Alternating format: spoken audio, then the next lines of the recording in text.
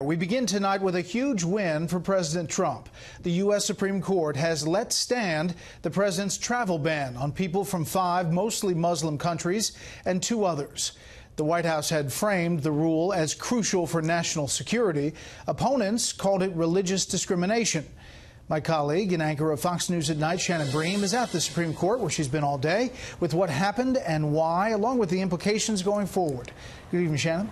Hello, Brett. Well, the majority made clear today that the president was well within his powers under the law to set the conditions for people who want to come to this country. It's a victory for them today, but this case is actually not over.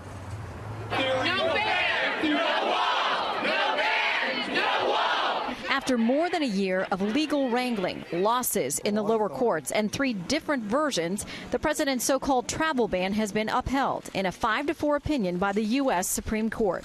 Writing for the majority, Chief Justice Roberts said, quote, "By its plain language, federal law grants the president broad discretion to suspend the entry of aliens into the United States.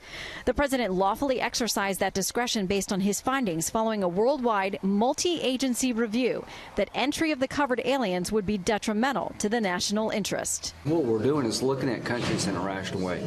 I defy anybody to tell me that any of the countries named that the government is in control, that the vetting process works, and terrorism is not a problem. What the majority didn't do was look to the various statements President Trump made as both a candidate and newly sworn-in commander-in-chief to decide whether the ban was motivated by religious animus. The Chief Justice again, quote, "The proclamation is expressly premised on legitimate purposes. The text says nothing about religion." But in one of 2 passionate dissents, Justice Sotomayor blasted the majority for not looking to Mr. Trump's statements. Quote, "Based on the evidence in the record, a reasonable observer would conclude that the proclamation was motivated by anti-Muslim animus. The majority holds otherwise by ignoring the facts, misconstruing our legal precedent, and turning a blind eye to the pain and suffering the proclamation inflicts upon countless families and individuals." This is really a sad day for America.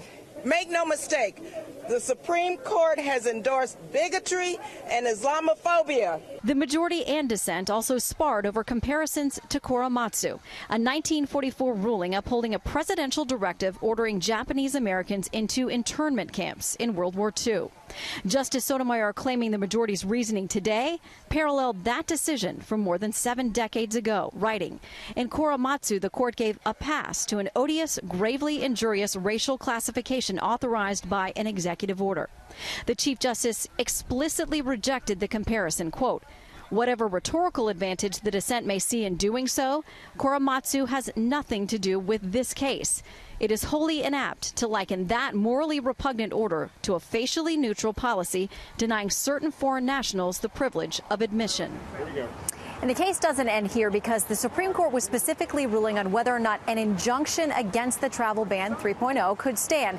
So now today, with this guidance from the justices, it goes back to the lower court for a decision actually on the merits. Brett? Jen, there was also another ruling today regarding crisis pregnancy centers in California. How did that pan out? Well, the state there passed a law that it managed to scoop up all the pro-life pregnancy centers, almost all of them in the state, essentially telling them that they had to provide all kinds of information to potential clients, including about where they could find abortions and access them. Well, these clinics sued, saying that violates their free speech rights, and said it's actually antithetical to the mission that they have, which is to encourage women to carry their pregnancies to term. It was a 5-4 decision written by Clarence Thomas.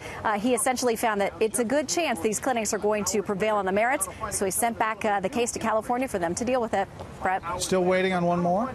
We are. Tomorrow we're waiting on a big case involving whether or not public sector employees can be forced to pay fees or dues into a union whose political messages they don't agree with.